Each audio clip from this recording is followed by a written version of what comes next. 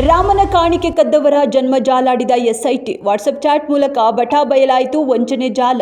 ಕಾಣಿಕೆ ಹಣ ಎಣಿಕೆ ವೇಳೆ ಮಾತನಾಡೋಕೆ ಆಗದ ಕಾರಣ ವಾಟ್ಸಪ್ ಮೂಲಕವೇ ಹಣ ಹೇಗೆ ಕದಿಯಬೇಕೆಂದು ಪ್ಲಾನ್, ಎಲ್ಲರೂ ಹೇಗೆ ಹಂಚಿಕೊಳ್ಳಬೇಕು ಅನ್ನೋದರ ಬಗ್ಗೆ ಚರ್ಚೆ.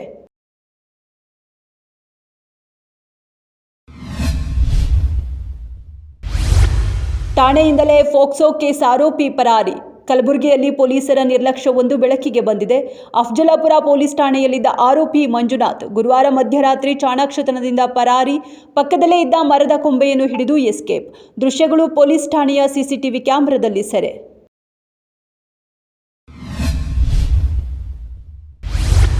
ಬೆಂಗಳೂರು ದಕ್ಷಿಣದ ಮಾದಪಟ್ಟಣ ಕಾವೇರಿ ಕ್ವಾರಿ ದುರಂತದಲ್ಲಿ 7 ಕಾರ್ಮಿಕರು ಮೃತಪಟ್ಟ ಪ್ರಕರಣ. ತಾವರೆಕೆರೆ ಪೊಲೀಸರು 3 ಆರೋಪಿಗಳನ್ನು ಬಂಧಿಸಿದ್ದಾರೆ. ನಿರ್ಲಕ್ಷ್ಯದ ಆರೋಪದಡಿ ಕೇಸ್ ದಾಖಲಾಗಿದ್ದು, ತಲೆಮರೆಸಿಕೊಂಡಿರುವ ಕ್ರಷರ್ ಮುಖ್ಯ ಮಾಲೀಕ ಪತ್ತೆಗೆ ತನಿಖೆ. ಸಾಯಿರಾಮ್ ಕ್ರಷರ್ ಮಾಲೀಕ ಪಾಂಡುರಂಗ, ಕ್ರಷರ್ ಹಾಗೂ ಕ್ವಾರಿ ಇನ್ಚಾರ್ಜ್ ಲೋಕೇಶ್ ಹಾಗೂ ಕಾವೇರಿ ಕ್ರಷರ್ನ ಲೋಕಲ್ ಇನ್ಚಾರ್ಜ್ ರಾಜು ಈ 3 ಬಂಧನಕ್ಕೊಳಗಾದವರು. ಕೆಎಸ್ಆರ್ಟಿಸಿ ಬಸ್ ಡಿಕ್ಕಿಯಾಗಿ ಬೈಕ್ನಲ್ಲಿದ್ದ 2 ದುರ್ಮರಣ. ಮಲ್ಲಿನಾಥಪುರದ ಹೊಸಲು ಮಾರಮ್ಮ ದೇವಸ್ಥಾನದ ಬಳಿ ಘಟನೆ. ಮೈಸೂರು ಜಿಲ್ಲೆ ಹುಣಸೂರು ತಾಲೂಕಿನ ಮಲ್ಲಿನಾಥಪುರ ಗ್ರಾಮ. ಮಂಡ್ಯದ ಕೃಷ್ಣಗೌಡ, ಮೈಸೂರಿನ ಮಂಜುನಾಥ್ ಸಾವು. ಹುಣಸೂರು ಮೈಸೂರು ಹೆದ್ದಾರಿಯಲ್ಲಿ ಸಂಭವಿಸಿದ ಅಪಘಾತ.